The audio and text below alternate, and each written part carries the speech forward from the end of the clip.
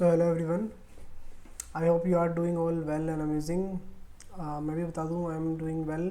So this is the day 2 of discussing government vacancies for the C A C S and C M A students and members. So आज अपन discuss करने वाले हैं vacancy that is been published by the Indian air force. So ये vacancy क्या है, कौन apply कर सकता है, क्या लास्ट डेट है, ठीक है, क्या एलिजिबिलिटी है और क्या गवर्नमेंट फीस रहने वाली है, वो सारी चीज़ें अपन इस वीडियो में डिस्कस करने वाले हैं। तो straight to the video and तो स्टार्ट करते हैं। सबसे पहले अपन डिस्कस करेंगे कि ये वैकेंसी है किन के लिए।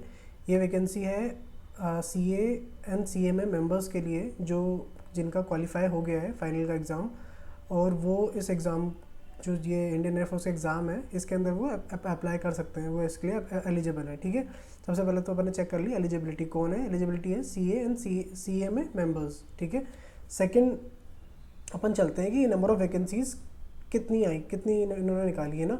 सबसे पहले देखें अपन, अगर एडमिन के अंदर मेल एंड फीमेल दोनों के लिए अलग अलग नंबर्स दिए हुए हैं। एडमिन लॉजिस्टिक एंड अकाउंट्स, यहाँ पे भी एडमिन लॉजिस्टिक एंड अकाउंट्स दोनों में हाईलाइट कर दिया है।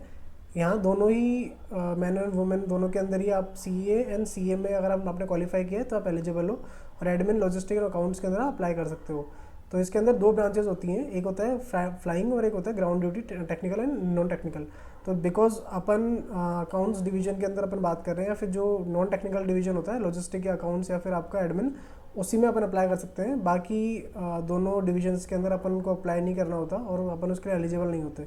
ठीक है, तो अपन ऑनलाइन डिस्कस करने वाले हैं अकाउंट्स और लॉजिस्टिक और एडमिन के लिए आगे आने वाले वीडियो के अंदर पूरा। ठीक है, सेकंड होता है एनसीसी स्पेशल कैटेगरी। जो एनसीसी जिन्होंने पहले एनसीसी किया हुआ है वो उसके अंदर अप्लाई कर सकते हैं, बट बिकॉज अपन बात कर रहे हैं अकाउंट्स और लॉजिस्टिक के लिए तो अपन पर्टिकुलरली उसी डोमेन में बात करेंगे। नेक्स्ट चलते हैं कि है ना, इस जो वैकेंसी के लिए एलिजिबिलिटी क्या है, एज की एलिजिबिलिटी होती है हर एक वैकेंसी के लिए, गवर्नमेंट वैकेंसी के लिए। इसके लिए एलिजिबिलिटी क्या है, 2 जुलाई 2000 से लेके 1 जुलाई 2006 तक के बीच में आप बॉर्न होने चाहिए।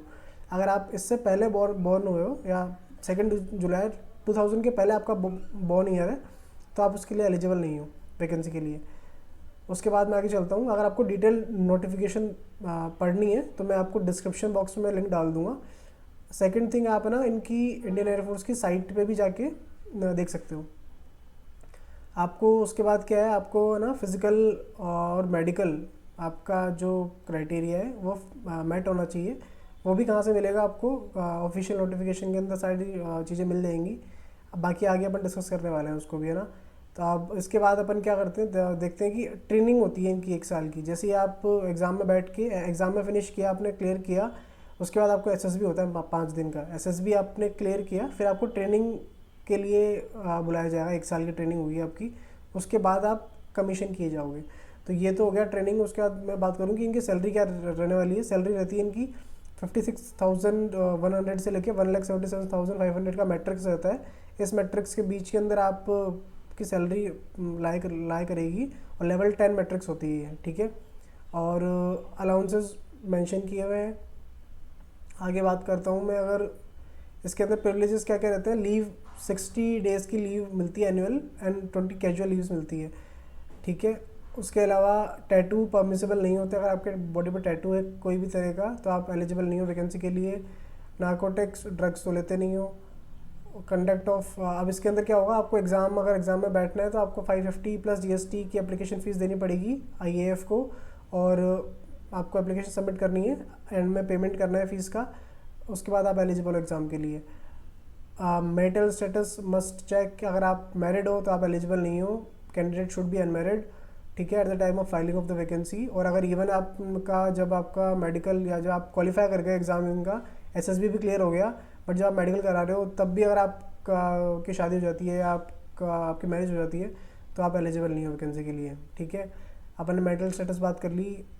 एक मेन चीज़ फिज़िकल ट्रेनिंग के अंदर क्या होता है, फिज़िकल एबिलिटी ट्रेनिंग के अंदर आप 3 चीज़ें करने के लिए एलिजिबल होनी चाहिए।